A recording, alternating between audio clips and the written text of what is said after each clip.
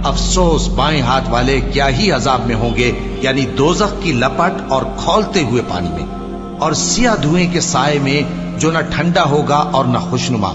ये लोग इससे पहले ऐश में पड़े हुए थे और बड़े गुनाह यानी कुफ्र पर अड़े हुए थे, और कहा करते थे कि भला जब हम मर गए और मिट्टी हो गए और हड्डियां ही हड्डियां हो गए तो क्या हमें फिर उठना होगा, और क्या हमारे अगले बाप दादा को भी? कह दो कि बेशक पहले और बाद वाले सब एक रोजे मुकर्रर के वक्त पर जमा किए जाएंगे। फिर तुम्हें झुटलाने वाले गुमराह हो थूहर के दरख्त से खाओगे, फिर उसी से पेट भरोगे, फिर उस पर खौलता हुआ पानी पियोगे, फिर पियोगे भी इस तरह जैसे प्यासे ऊंट पीते हैं। इंसाफ के दिन ये उनकी ज़ियाफत होगी। हमने तुमको पहली बार भी तो पैदा किया है, तो तुम दोबारा उठने को क्यों सच नहीं समझते?